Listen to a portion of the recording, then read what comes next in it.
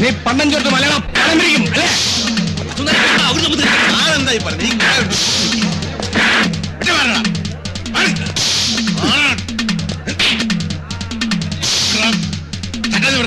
വിട്ടില്ലെങ്കിൽ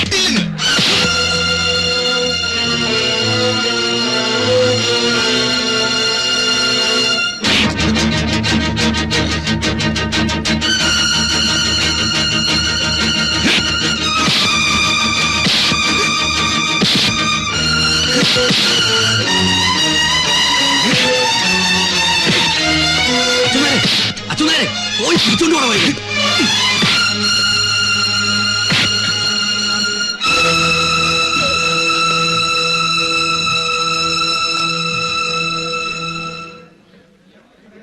എല്ലാവരും വണ്ടി കയറാ. നീ കയറ ഹമീദ്.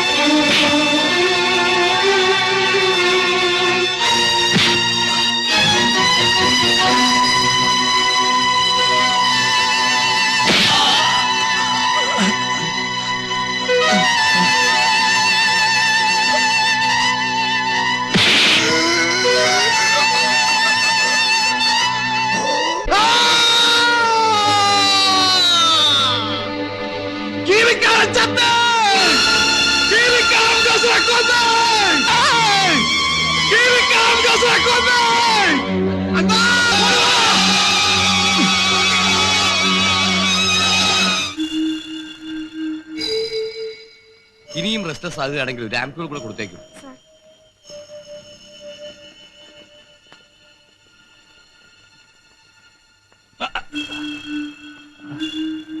ഇതുവരെ യൂറിൻ പോയില്ലല്ലോ? ഓ സാരമില്ല, കോമ്പൗണ്ട് അല്ല.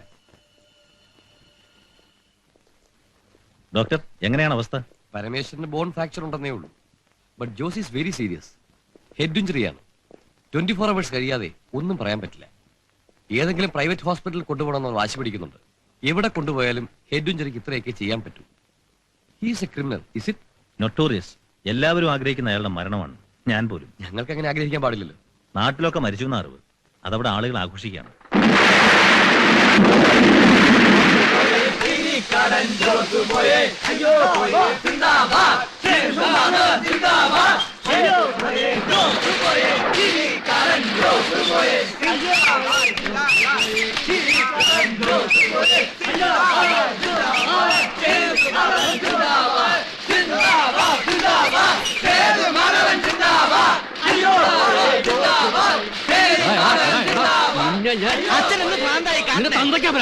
അതെന്നെ ഞാനും പറഞ്ഞ കുർത്തം കെട്ടാതെ നീ എനിക്ക് ഭ്രാന്ത് പിടിപ്പിക്കും. നീ ആ ചട്ടമ്പികളുടെ കൂടെ ചേരാൻ പോവാണോ? ഞങ്ങളൊരു രസത്തിന് വെറുതെ ചാവാൻ നോക്കണ്ട. ജോസി എത്തിട്ടില്ല. അവൻ തിരിച്ചു വന്നാണ്ടല്ലോ കോഴി ഇറക്കണ പോലെ ഇറക്കും. തിരിച്ചു വന്നാലല്ലേ പിന്നെ കഴുത്ത് ഞങ്ങൾ നീട്ടി കൊടുക്കുകയും വേണം. എന്റെ ഗോപാലൻ സാറേ, സേതു ഞങ്ങളുടെ ഫ്രണ്ടാ. സേതുവിന്റെ പേര് കേട്ടാലും ജോസ് കിടുകിട്ട വിറയ്ക്കും. എന്നിട്ട് സേതു ഇവിടെ ജോസ് വീഴുന്നതിന് മുമ്പ് അച്ഛനും അറിയില്ല മോനും അറിയില്ല. അതാണ് ജോസ്. ജോസാണെന്ന് അറിഞ്ഞ ആ നിമിഷം മുങ്ങിയതാ ചെക്കൻ. ഇനി തിരിച്ചു വന്നാ പറയാൻ വന്നു.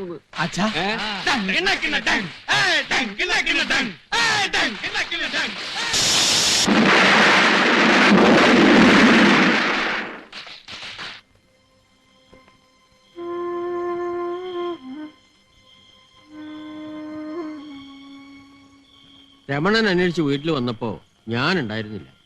ദേവി കിടന്ന് കരച്ചിലോട് കരച്ചില്. ഇനിയിപ്പൊ എന്റെ വീട്ടിൽ പോയിട്ടുണ്ടാവോ? അവിടെ ആവുമ്പോ പെട്ടെന്നാരും അന്വേഷിച്ചെത്തില്ലല്ലോ. ഏയ്, അങ്ങോട്ടൊന്നും അവൻ പോവില്ല.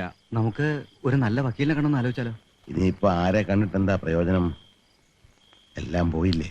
ഛേ, നീ അമ്മൂനേക്കാൾ കഷ്ടായാലും എങ്ങനെയാ അച്ചു? നീയല്ലേ ആ പിള്ളേർക്കും അമ്മൂനൊക്കെ ധൈര്യം കൊടുക്കേണ്ടത്? ഞാൻ എന്ത് പറഞ്ഞ് സമാധാനിപ്പിക്കുന്നു പറ. അയാളെ മരിച്ചുപോയാൽ എന്റെ മോൻ കൊലക്കേസ് പ്രതിയാ. യൂണിഫോം ഇട്ട് കാണാൻ കൊതിച്ച. ഇക്കാലത്ത് കൈ കാശുണ്ടേ കൊലക്കേസൊക്കെ വെറും പെറ്റി കേസാ. ഈ ജോസ് തന്നെ 8-9 പേരെ കൊന്നിട്ടുള്ളവനല്ലേ. ശിക്ഷിച്ച എത്രയാ? അത്രേ ഉള്ളൂ. പോലീസ് ജീപ്പാ.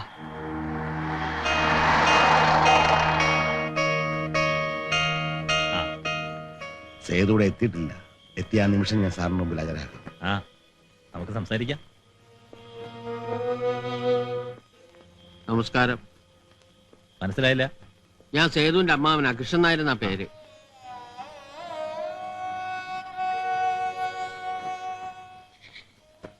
എന്റെ മോൻ പാവമാണ് സാറ്. ഒരെറുമ്പിനെ പോലും അവൻ ഉപദ്രവിക്കില്ല. അവനെ രക്ഷിക്കണം. അമ്മോ, നീയാത്തോ നമ്മുടെ മോനാണെങ്കിൽ അവൻ കുറ്റം ചെയ്തവനാ. സാർ, അവൾ അറിവില്ലാതെ. മകനെ രക്ഷിക്കണമെന്നൊരു അമ്മ ആവശ്യപ്പെടുന്നത് അറിവില്ലായ്മയാണോ ചോദിച്ചാൽ?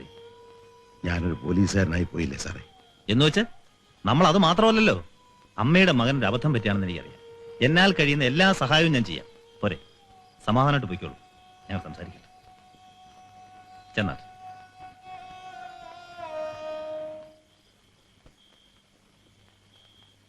നിങ്ങളൊന്ന് അപ്പുറത്തേക്ക് പോണം. യേശു, അപ്പുറത്തേക്ക് പോ. നിങ്ങളും പോണം. അല്ല, ഞാൻ മനസ്സിലായില്ലേ? മനസ്സിലായി, പോണം. അവിടെ ചെന്ന് മറന്നു നിൽക്കണ്ട. മനസ്സിലായില്ലേ? ആ.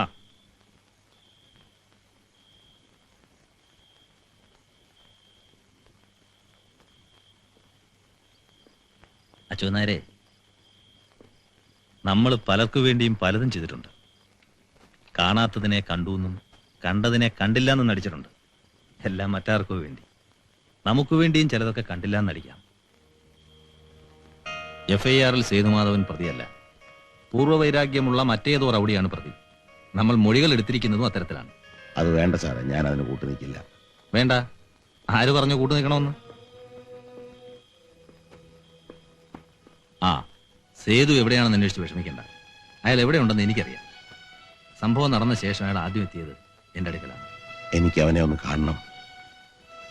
കേസിന്റെ ഗതി അറിഞ്ഞ ശേഷം അയാൾ വരും.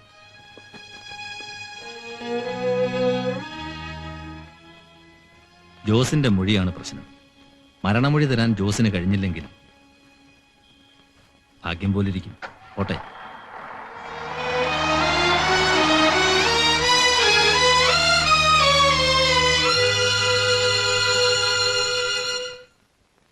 ജോസേ, ജോസേ,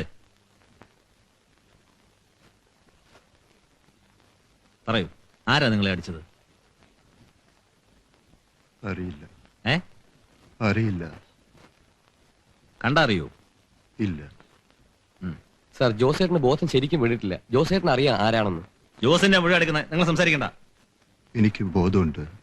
അറിയില്ല, എനിക്കൊന്നും അറിയില്ല.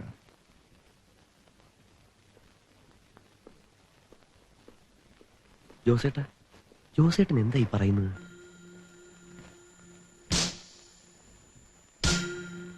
അവനെ എനിക്ക് വേണം.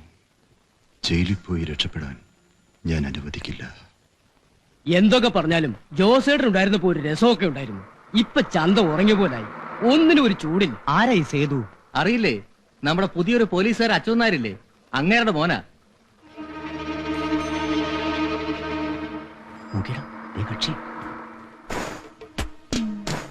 വരണ വഴിയാണെന്ന് തോന്നുന്നു. ഞങ്ങളൊക്കെ സേതുവേട്ടന്റെ ആളുകളാ.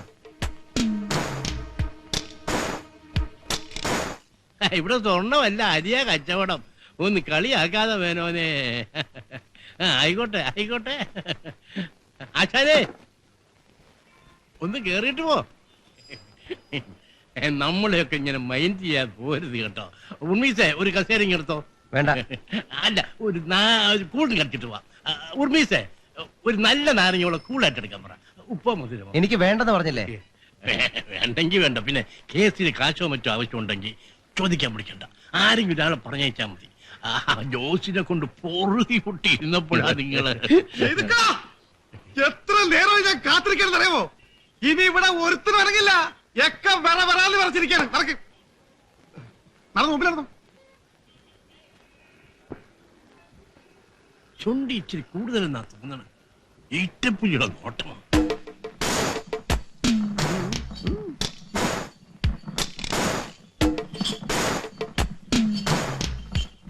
ഉശിരുള്ള പന്നികളുണ്ടെങ്കിൽ തടുക്കണം. കീരിക്കാരൻ ജോസിന് എത്തിപ്പെട്ടില്ല ആരുമില്ലേ? വാടാ. കീരിക്കാരൻ ജോസ് ഞങ്ങൾക്ക് ഇതാണ്. ഞാൻ ഒറ്റയ്ക്ക് പോയിക്കോളാം, എന്റെ കൂടെ വരരുത്. സൂക്ഷിക്കണേ, തരം കിട്ടാൻ കാത്തിരിക്കുക. കൊല്ലുന്നേ കൊന്നോട്ടെ. ശങ്കൂറ്റം ചോണക്കുട്ടി തന്നെ. അമ്മ വന്ന് എന്തെങ്കിലും കഴിക്കമ്മേ. എനിക്ക് വിശപ്പില്ല. എന്റെ മോൻ ഇപ്പൊ ഏത് നരകത്തിലാണാവോ? ആ സാറിന് അറിയാവുന്നിടത്തല്ലേ. അവൻ ഒരു വിഷമവും ഉണ്ടാവില്ല. ഇങ്ങനെ പട്ടിണി കിടന്ന എന്തെങ്കിലും അസുഖം വരില്ലേ അമ്മേ? എന്റെ മോനെ ഒന്ന് കണ്ടിട്ട് മരിച്ചാ മതി എനിക്ക്. അവൻ വരും.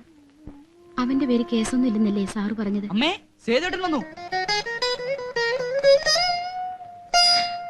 സേതു മോനെ, നിനക്ക് എങ്ങനെ ഇത് തോന്നി? വാക്കുകൊണ്ട് പോലും ഒരാളെ വേദനിപ്പിക്കുന്നവനല്ലല്ലോ നീ. നമ്മുടെ അച്ഛനെ നടു റോഡിലിട്ട് പട്ടിയെ പോലെ തല്ലിക്കൊല്ലുന്നത് ഞാൻ നോക്കിയിരിക്കണോ? അച്ഛന്റെ ശവം കൊണ്ട് ഇവിടെ വന്ന് കയറിയ അമ്മ എന്നോട് ചോദിക്കില്ലേ? ഏട്ടത്തി അത് പൊറുക്കൂ? നോക്കി എന്നില്ലെന്ന് ചോദിക്കില്ലേ? ഇല്ലേ മോളെ? എന്ത് സംഭവിച്ചാലും നിയമം കയ്യിലെടുക്കാൻ നീ ആരാ? ഞാൻ എന്റെ ജോലിയാ ചെയ്തത്, എന്റെ ഡ്യൂട്ടി. അതിനിടെ ചിലപ്പോ ചത്തുപോയെന്ന് വരും. ഞാൻ ചെയ്തൊരു മകന്റെ കടമയാ. അതിനെന്ത് ശിക്ഷ വേണം ഞാൻ സ്വീകരിക്കാം. നീ നിന്റെ ഭാവിയെ കുറിച്ച് ഓർത്തില്ലല്ലോ മോനെ. ഓർത്തു, എല്ലാം ഓർത്തു. പക്ഷെ